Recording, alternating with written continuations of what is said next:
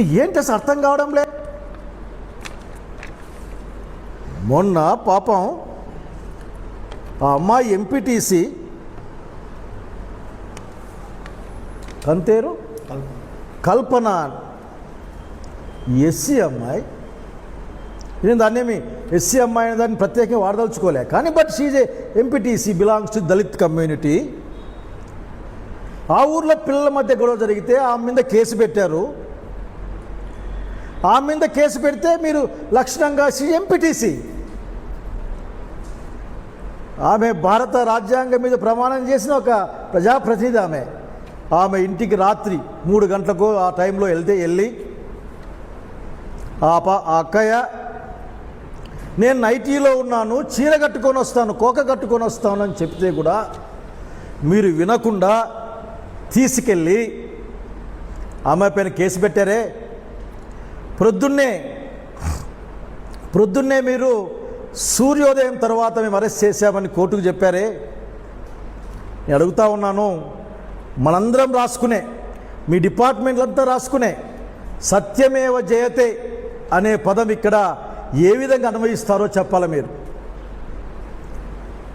మీ దగ్గర ఏమీ లేదు.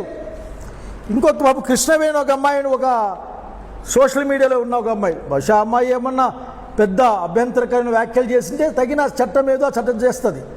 కానీ మీరు ఉన్న పలంగా అమ్మాయిని సాయంత్రం తీసుకొని రావడం, స్టేషన్లో పెట్టడం, పీటీ వారెంట్లు వేసుకోవడం, స్టేషన్లో తిప్పడం. అసలు నువ్వు వ్యతిరేకంగా స్టేట్మెంట్ ఇవ్వకపోతే ఇస్తే ఏం లాభం వస్తుంది అనే విధాలు కూడా మాట్లాడడం, కోర్టుల ముందుకు వచ్చి అమాయకంగా మొహం పెట్టడం. ఏం కనపడడం లేదా మీకు? అంతెందుకు ఆ సుధారాణి అని ఒక అమ్మాయి, పెద్దిరెడ్డి గారి సుధారాణి ఒక అమ్మాయి, నిజంగా అమ్మాయి నిజంగా తలుచుకుంటే బాధేస్తుంది. They are not criminals, they are not smugglers, they are not anti social elements. ఒక రాజకీయ పార్టీకి అనుబంధంగా పనిచేస్తున్న వాళ్ళు ఏదైనా కొద్దిగా అటు ఇటు క్లైమ్ క్రాస్ చేస్తే దానికి రకరకాల మార్గాలు ఉన్నాయి. భారత శిక్షా సూత్ర ప్రకారం 7 సంవత్సరాల కంటే లోపల జైలు శిక్ష ఉండే అన్ని కేసులకి స్టేషన్ బెయిల్ ఇవ్వచ్చు. మీరు 41 నోటీస్ ఇచ్చి వాళ్ళు విచారించవచ్చు అని చెప్తే ఆ పని మీరు చేయరెందుకు? ఏం కనపడదా? ముఖ్యమంత్రి గారు మీరే బాధ్యత వహించారు, ఎందుకంటే మీ దగ్గరే లా అండ్ ఆర్డర్ ఉంటుంది కాబట్టి. మీకు బాధ కలగకూడదు. చాలా సీనియర్ పొలిటీషియన్ మీరు. అరే ఇంత నిజం జరుగుతుంది, నిజమా అని ఆలోచించాలి. వాస్తవానికైతే దీనికి ఇంక మించినత అసలు ఎందుకు ఇట్లా జరుగుతూ ఉంది? మీరు అలౌ చేస్తూ ఉన్నారు. మీ అధికారాలు, మీ పార్టీ నాయకులు, మీ ప్రభుత్వంలో ఉన్న వాళ్ళు మేము భారత రాజ్యాంగం కాదు, భారత రాజ్యాంగం బాబాసాహెబ్ అంబేద్కర్ ఇచ్చింది కాదు, మా దగ్గర వేరే రాజ్యాంగం ఉంది, దాన్ని అమలు చేస్తామని పలుమార్లు బహిరంగంగా చెప్పి మిమ్మల్ని చూసి ఈ వ్యవస్థలు యావత్తు వ్యవస్థల్లో కొద్దిమంది మీరు చెప్పింది నిజమేమో అనుకొని, లేక మీరే ప్రామాణికం అనుకొని యథా రాజా తథా ప్రజ అంటారు ఆఖరి. బహుశా వీళ్ళు కూడా నేను ఒక విషయం చెప్పడానికి భయపడతా ఉన్నా. ఈ రాష్ట్రంలో మానవ ఆలోచనలలో హింస అనేది పెరుగుతూ ఉంది, హింసా ప్రవృత్తి అనేది పెరుగుతూ ఉంది.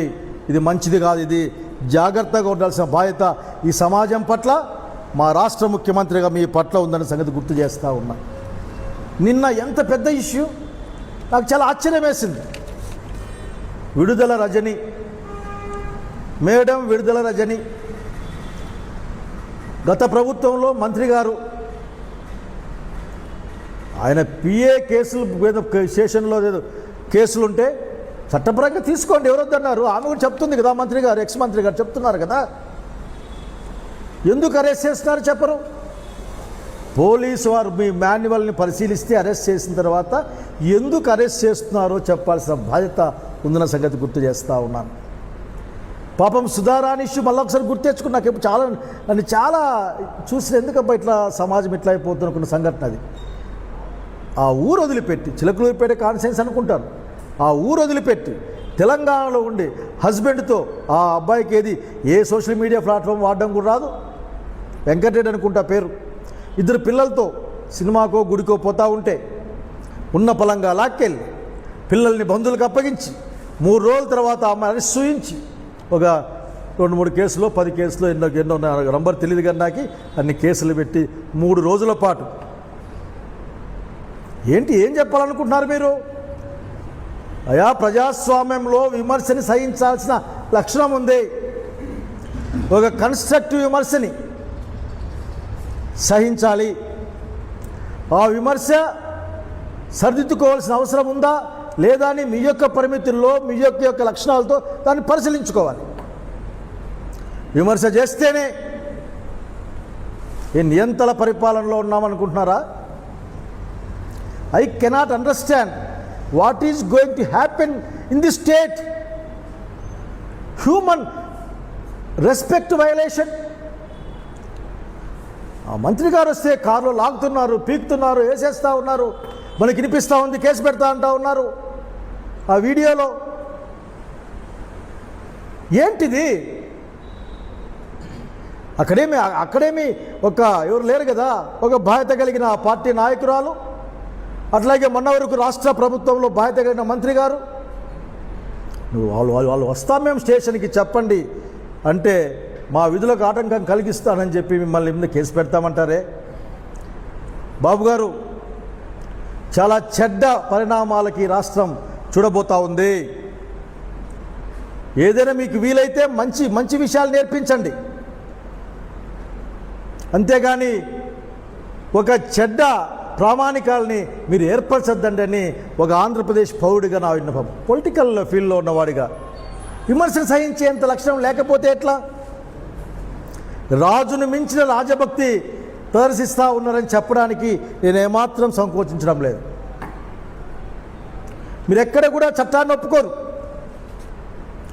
కావాలంటే మీకు కంతేరు కల్పన విషయంలో 3 గంటలకు అంటే తెల్లవారుజామున 3 గంటలకు ఎంపీటీసీ గారిని అరెస్ట్ చేసిన విజువల్స్ చూపించడానికి కూడా సిద్ధంగా ఉన్నాయని ఉన్నాయని ప్రజలు చెప్తా ఉన్నారు.